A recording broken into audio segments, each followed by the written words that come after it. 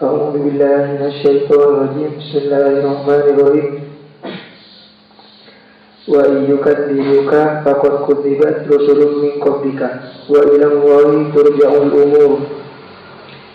وإن يكذبوك dan namun adustaki ya ahlu Makkah kada bana Muhammad ya Muhammadu wahai Muhammad fi maji'ika di dalam tengah benar bitauhidi kalaban agama tauhid wal ba'ti dan hari kebangkitan wal hisabi dan hari penghisapan amal wal iqabi dan siksaan. Faqad kudzibat maka hukum ulah adustaki rusulun sapah banyak-banyak utusan min qablika dari sebelumah bana Muhammad fi dalika dalam kadisat atau ilahiri tasbir maka baca sabar bana Muhammad kama kadiberen sobaru si sabar ya rusul wa ilallahi dan maring Allah turja'u bekal kembali al umuru apa banyak-banyak urusan fil akhirati dalam akhirat fayujazi maka bekal malas ya Allah al-mukadzibina dan banyak-banyak orang yang sedustaaki wa yansuru dan bekal nolong ya Allah al-mursalina dan banyak-banyak utusan. Ya ayuhan nasu inna wa'dallahi haqqun fala taghurrannakumul hayatud dunya wa la yaghurrannakum billahil ghurur. Ya ayuhan nasu wahai manusia inna wa'dallahi sangkunah wanapah janjina Allah bil ba'ti kalaban hari kebangkitan wa ghairihi dan lainah ya al-ba'ti hakun panikahan fala taghurrannakum maka saya sampai nipu daya aku kum dan kafi al-hayatud dunya apa kau dia dunya anil imani dari iman bidzalika kalaban kadisa al-ba'ti wala yaghurrannakum baca sampai menipu daya rongku kum dagan nabi billahi kalaban Allah fi hilmihi dalam sifat santunah ya Allah wa imhalihi dan penangguhan adapah ya Allah al-gharuru sapah banyak-banyak penipu as-syaitanu tegese setan inna syaitana lakum aduun wala yaghurrannakum baca sampai nipu daya rongku kum dagan kafi billahi kalaban Allah fi hilmihi tekesa dalam bahasa tunah ya Allah wa imhalihi dan penangguhan azabah ya Allah al-gharuru sapah banyak-banyak penipu as-syaitanu tekesa setan inna syaitana lakum aduun fattahiduhu aduan innama yad'u hisbahu liyakunu min ashabis sa'ir. Inna syaitana sabunah sapah setan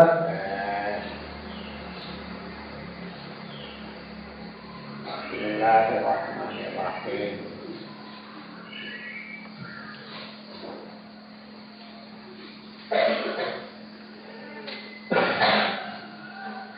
Ya ayyuhan nasu dzkuru nikmatallahi 'alaikum min khaliqin ghairullahi yarzuqukum minas samai wal ardh qoma la ilaha illa huwa qoma fa anna tufakuna.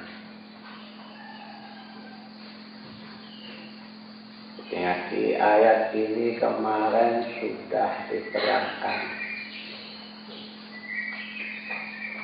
ayat yang merupakan penjelasan Allah kepada semua manusia. Penjelasan Allah yang logis, yang bisa dipahami, dimengerti oleh akal pikiran manusia. Perhatikan, Allah berfirman, ya ayyuhan nasu wahai semua manusia udkuru nikmatallahi 'alaikum. Hendaklah kamu sekalian mengingat-ingat nikmat Allah atas kamu sekalian.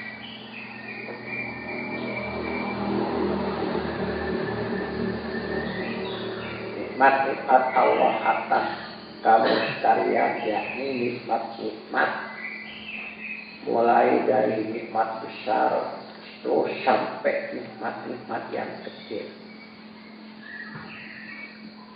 Kita hidup dan bisa menjalani kehidupan dan mampu menjalani kehidupan karena semuanya adalah nikmat Allah. Semua nikmat-nikmat Allah yang tak bisa kita hitung ini oleh Allah diperintah untuk selalu diingat. Jadi ngaji. Nikmat-nikmat Allah yang sudah tidak bisa kita hitung, tidak mampu kita menghitung karena sangat banyaknya, diperintah oleh Allah supaya diingat. Kita bisa berjalan ini nikmat Allah, bukan karena kemampuan kita. Kita bisa makan, bisa berpikir. Walhasil segala apa yang bisa kita jalani, kita lakukan, kita rasakan, kita semua itu adalah nikmat-nikmat Allah. Lalu Allah pas bertanya, hal min khaliqin ghairullah yarzuqukum minas samai wal ardh. Apakah ada dari pencipta selain Allah? Apakah ada dari pencipta selain Allah yang kuasa, yang mampu dan kuasa memberi rezeki pada kamu sekalian, baik dari langit, baik yang turun dari langit maupun yang tumbuh dari bumi? Ini pertanyaan logis dari Allah. Allah mengajak kita supaya kita bertanya pada diri kita. Siapapun yang ditanya pasti akan menjawab kalau memang dia mau berpikir dengan benar, mau menggunakan akal pikirannya dengan benar, dengan jujur, dengan hati. Siapapun pasti akan menjawab, tidak ada lah khaliqun ghairuh, la khaliqun razzaqun ghairuh. Tidak ada pencipta dan pemberi rezeki selain Allah. Semua Tuhan-Tuhan atau semua sembahan-sembahan orang-orang musyrik yang mereka sembah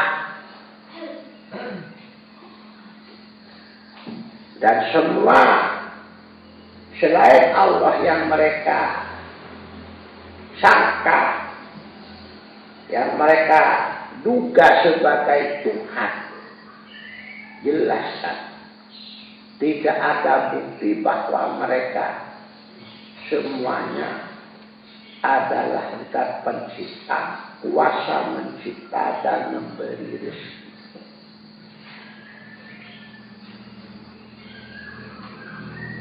Pemberi, pencipta dan pemberi rezeki tidak ada kecuali la ilaha illallah. Tidak ada Tuhan, tidak ada pencipta, tidak ada pemberi rezeki illa huwa kecuali Allah.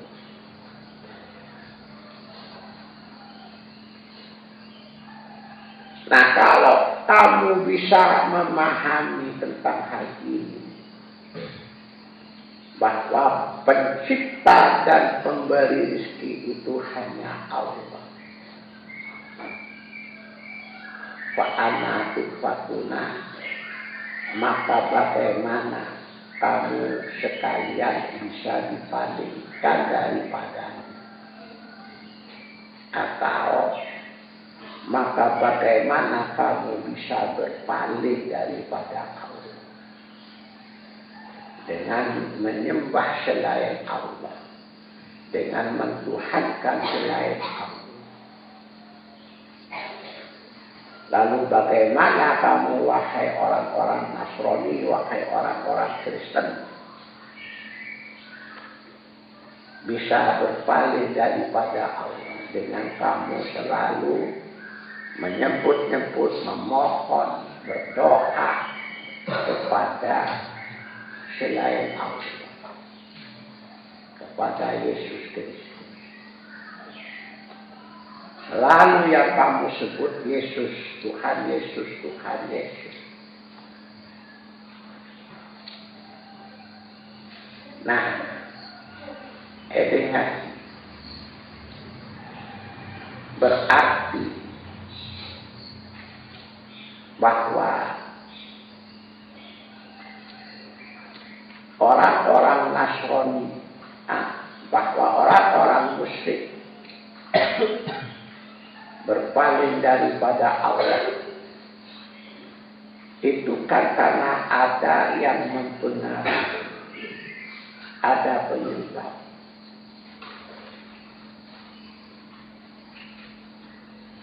Nah, ternyata memang akal. Ini tambahan keterangan yang kemarin.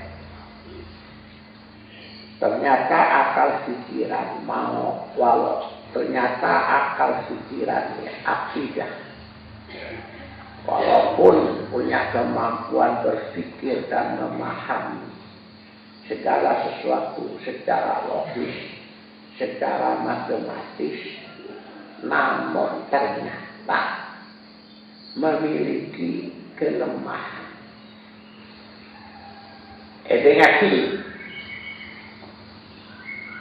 Akal pikiran atau hidayah akli walaupun punya kemampuan untuk menjadikan manusia bisa berilmu pengetahuan atau bisa memahami, mengerti,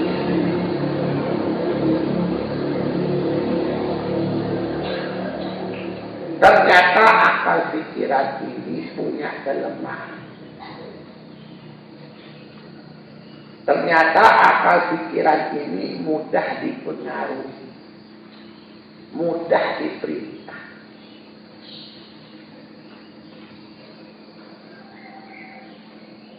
Dan itu sudah digambarkan oleh Allah. Digambarkan dalam Al-Quran. Gambar yakni cerita tentang Nabi Adam. Ketika Nabi Adam akal pikirannya yang cerdas, mampu memahami dan mengerti tentang larangan perintah-perintah Allah dan larangan-larangan Allah. Ternyata akal pikiran Nabi Adam masih bisa dikalahkan, dipengaruhi. Contoh edengati. Ketika Nabi Adam diperintah dan dilarang oleh Allah, paham. Perhatikan surat Al-Baqarah ada.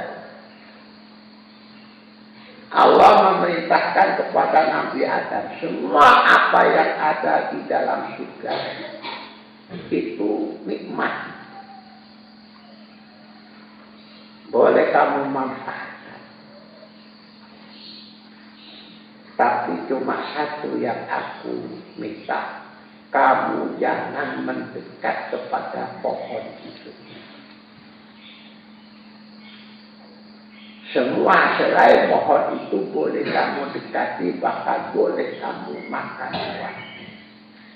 Cuma aku minta satu pohon itu jangan kamu dekati, apalagi kalau sampai kamu makan buah. Dengar, mengerti ada.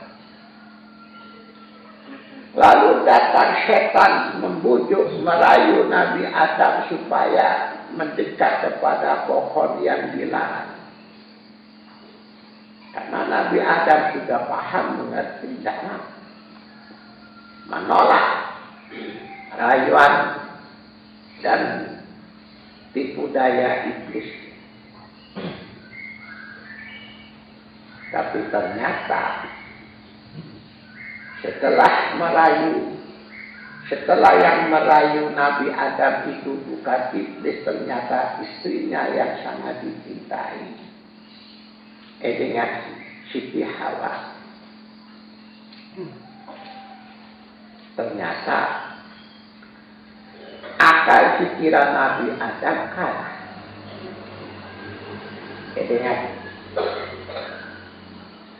Ternyata akal pikiran Nabi Adam yang paham, yang pintar, cerdas tadi kalahkan. Akhirnya ia berani mendekat kepada pohon yang dilarang, bahkan sempat mencicipi buah.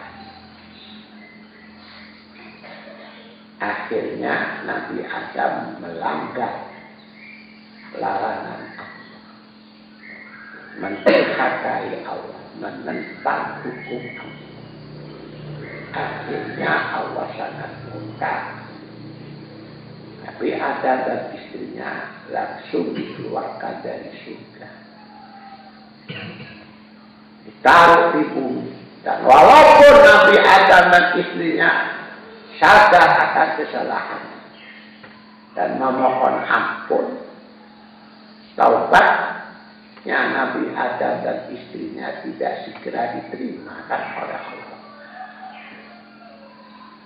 Ingat, saya mengatakan 40 hari. Saya mengatakan 40 tahun. Yang jelas, dari saking murkanya Allah, walaupun Nabi Adam dan istrinya sudah memohon ampun, taubatnya tidak langsung diterima. Ingat. Nah, ini contoh gambaran bahwa ternyata akal pikiran manusia punya kelemahan. Jak mulai kocak ini lagi, akal itu pintar, cerdas, namun ternyata lemah. Nah, apa yang digambarkan oleh Allah ini nanti menjadi kenyataan pada anak cucu Nabi Adam, termasuk pada kita semua. Dengan kadang-kadang kita melakukan sesuatu, padahal akal itu sebenarnya sudah paham kalau itu tidak baik. Contoh sebentar saja.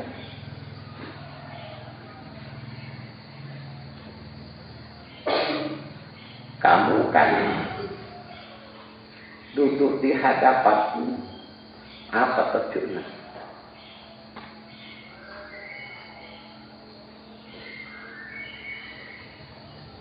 Berantojo ya ada engkau apa terjunnya?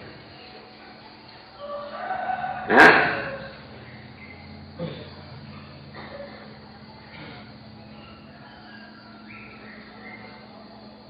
beran ngepek etap, bening ngepek perek, bening ngepek hentak. Kamu duduk di hadapan kiai dan mau mengaji, mau mendengarkan dawuhnya dia. Dan apa yang diterangkan yang kamu tidak pahami, kamu akan menulis. Maksudnya ketak pembentaan masyarakat.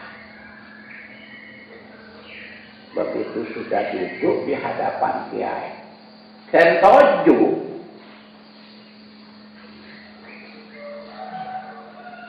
akal pikiran kamu katakan.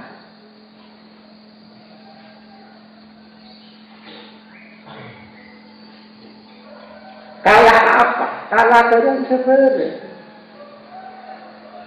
Jika kondu langsung tujuh edak.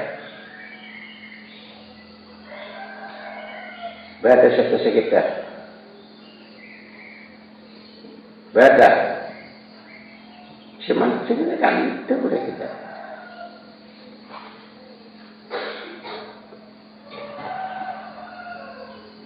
Berada kulit apa langsung atau le. Malah muka kita tak persis apa sehebat-hebat dia. Jadi kalau mau akeh apa? Kan asal muka kan.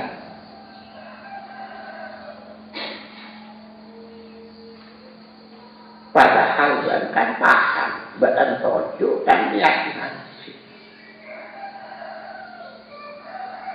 Niat ngaji apa dia?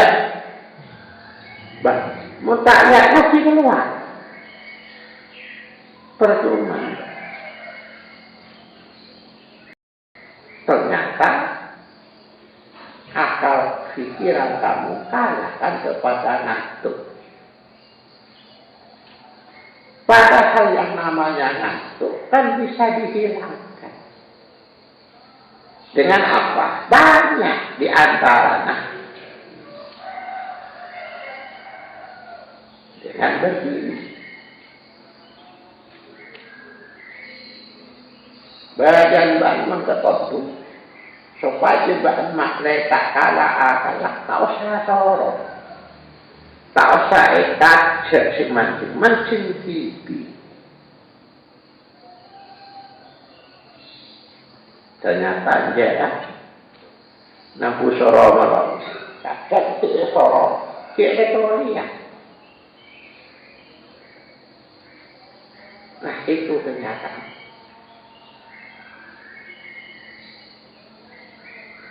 Jadi ternyata akal sangat lemah.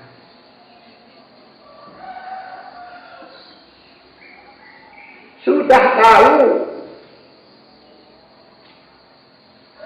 ajaran ng songan. Dari bini mandi. Kan lapas jalan. Oleh yabes apa tak oleh yabes?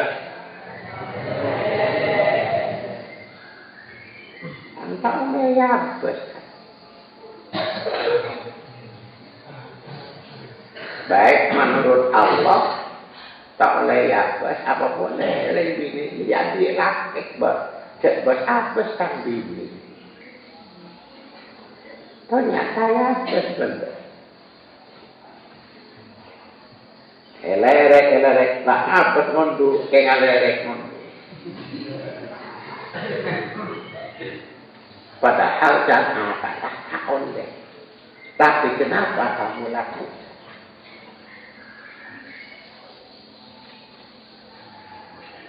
Mulai kami dari Portugal termasuk kekiannya oleh apa tak oleh? Oleh tak oleh?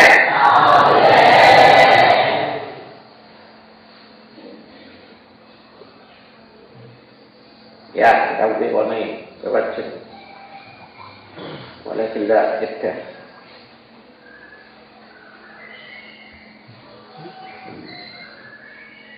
Berapa boleh sedikit. Nanti tak usah sorong. Tapi kenyataannya kan benar kan. Hampir setiap hari berdiri mulai kami.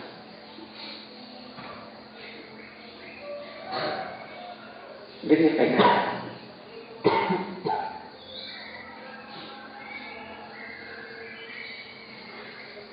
Itulah akal. Ngaji. Jadi ternyata akal sangat besar kelemahan. Mudah dipengaruhi, mudah dipaksa, mudah ditipu daya. Ngaji tak jorok.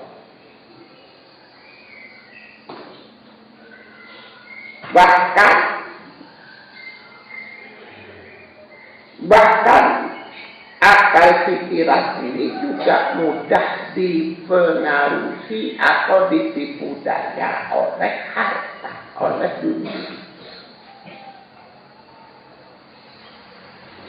Ini ngasih contoh. Bahkan harta ini bisa ditipu daya oleh harta. Makanya dalam Al-Quran kita banyak menemukan firman-firman Allah ini, pesan-pesan Allah kita supaya tidak gampang ditipu daya oleh harta.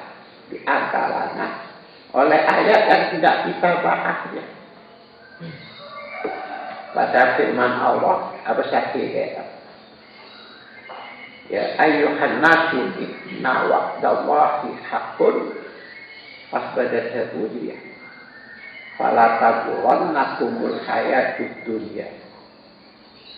Diulang lagi oleh Allah wala yaghurrannakum billahil gharur.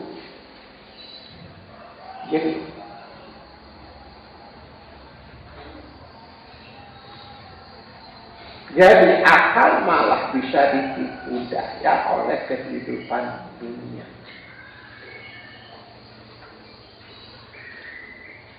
Semua orang yang mencuri tahu kalau mencuri itu hukumnya haram. Ingat, tahu. Bahkan mereka paham kalau mencuri itu perbuatan yang merugikan orang. Artinya seandainya dirinya sendiri yang kecurian, pasti dia akan menderita. Tahu. Tapi karena ada pengaruh tipu daya dunia karena kepingin punya HP yang baru, yang bagus, ingin punya sepeda motor yang bagus, akhirnya berani mencuri.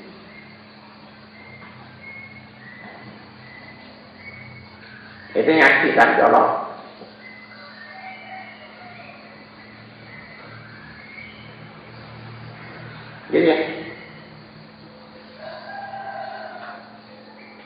Jadi akal ini sangatlah lemah.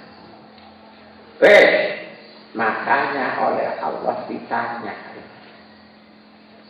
Wahai orang-orang musyrik, kembali kepada ayat ini ngaji besar kita.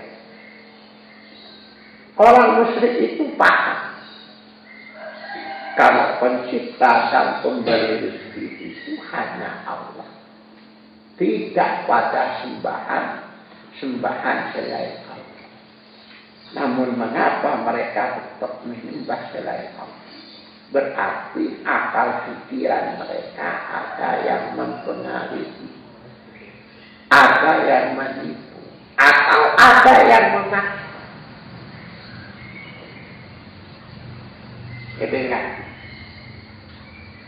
Atau bahkan ada yang ditakuti. Jadi ada yang lupa, akal ini juga bukan hanya punya kelemahan, tapi juga sangat takut. Banyak orang sudah paham karena takut.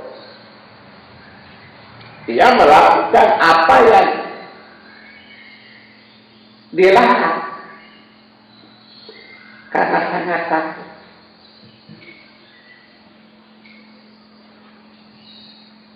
Benyata. Karena takut dipukul, karena takut tidak dikasih, karena takut tidak kebahagiaan, atau karena takut dipandang lemah. Akhirnya orang itu berani melakukan kesalahan.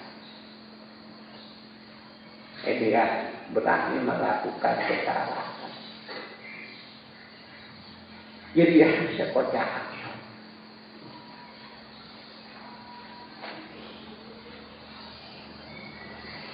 Makanya dalam Al-Quran sudah diceritakan, diberitakan umat para rasul yang tetap sebagian besar mereka yang mendustakan rasul yang diputus. Mereka menolak agama yang ditawarkan oleh rasul. Mereka tetap memegang teguh agama warisan nenek moyang. Sebenarnya mereka tahu kalau agama warisan nenek moyangnya itu tidak karuan, tidak beres, tidak benar. Malah yang benar itu agama yang dibawa oleh Rasul. Dengar, paham akan mereka. Tapi mengapa mereka berani menolak agama yang dibawa oleh Rasul dan tetap memegang agama warisan nenek moyangnya yang salah? Karena akal pikiran mereka takut dinilai tidak melestarikan warisan nenek moyang. Nanti kalau agama nenek moyangku ini kita tinggal, maka kita dinilai tidak mewarisi, tidak melestarikan, tidak menjaga warisan nenek moyang.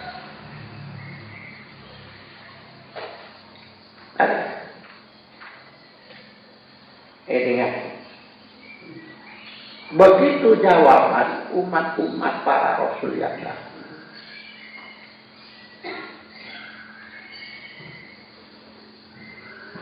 Jadi begitulah kenyataannya akan ingat. Makanya ketika ditanya lalu bagaimana fa'ana tusfakuna, lalu bagaimana kamu bisa dipalingkan, padahal akal pikiran kamu sudah tahu, paham, tapi kenapa kamu kok masih menyembah kepada selain Allah? Nah, disinilah Allah ingin melihat apa yang menjadi penyebab orang-orang musyrik itu tetap menyembah kepada selain Allah.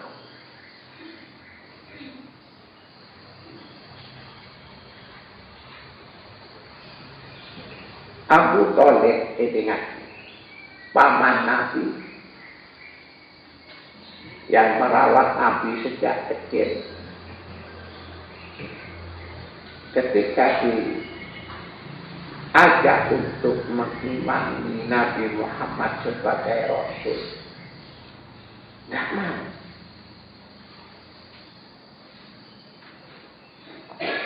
Ketika dia mau membaca syahadat, mau membaca asyhadu alla ilaha illallah, tapi begitu hendak membaca wa anna Muhammad wa asyhadu anna Muhammad Rasulullah, tidak bisa. Padahal beliau tahu, ingat kita dulu. Padahal beliau tahu kalau Nabi Muhammad itu sudah dipilih oleh Allah sebagai Rasul. Tahu.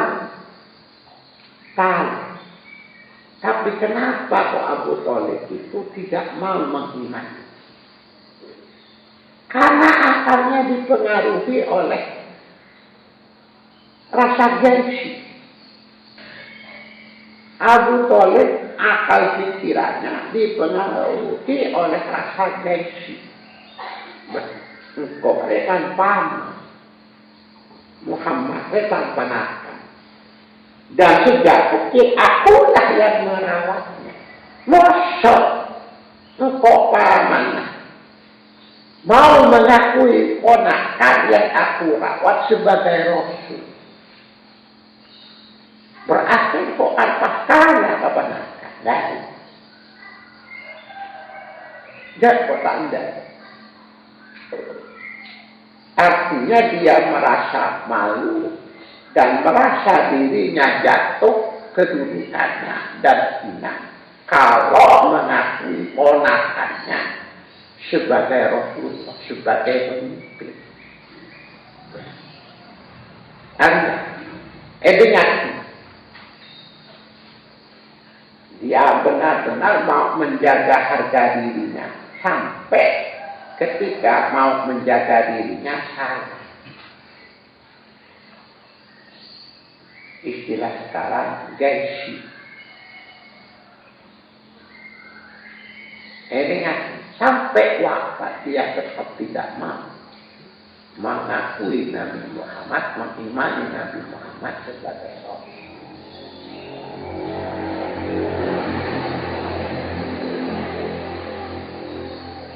Banyak orang salah, orang tua salah, malah sebenarnya anak.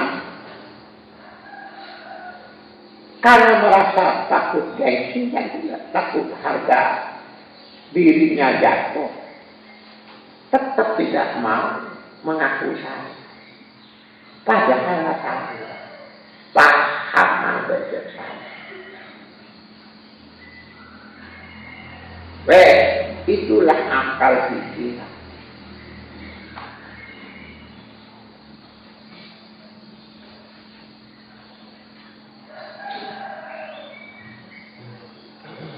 Perhatikan. Seandainya khususnya orang-orang musyrik Makkah dulu ingat, ketika Nabi Muhammad mengaku sebagai Rasul dan membacakan firman Allah, coba jangan langsung ditolak. Dan lihatlah Nabi Muhammad dari tidak hanya satu sudut sisi kehidupan, tapi pandanglah dari banyak sudut. Dan pahami apa yang dibacakan oleh Nabi. Maka niscaya mereka akan menerima, mengimani Nabi dan akan mempercayai kalau yang dibaca itu adalah firman Allah. Tapi karena akal pikiran orang Mekah sudah kadung ditekan oleh kelompoknya atau karena sudah tak jelas memegang teguh agama warisan nenek moyang. Begitu Nabi Muhammad mengaku sebagai Rasul dan apa yang dibaca oleh Nabi Muhammad langsung tanpa dipikir mereka tolak.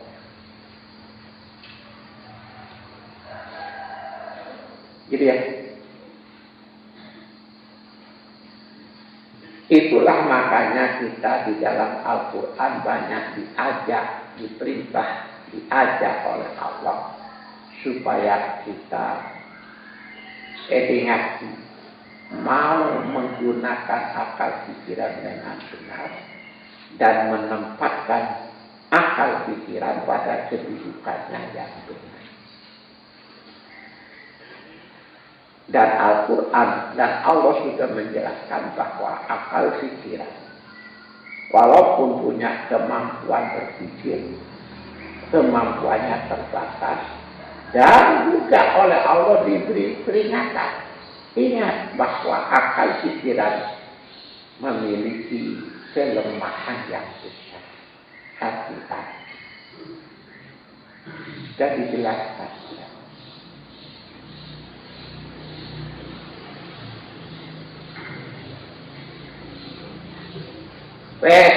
Itu tambahan keterangan. Jadi orang-orang musyrik mereka menyembah kepada selain Allah sebenarnya akal pikirannya tahu kalau itu adalah salah. Yang punya hak untuk diimani sebagai Tuhan dan yang punya hak untuk disembah hanya satu Allah.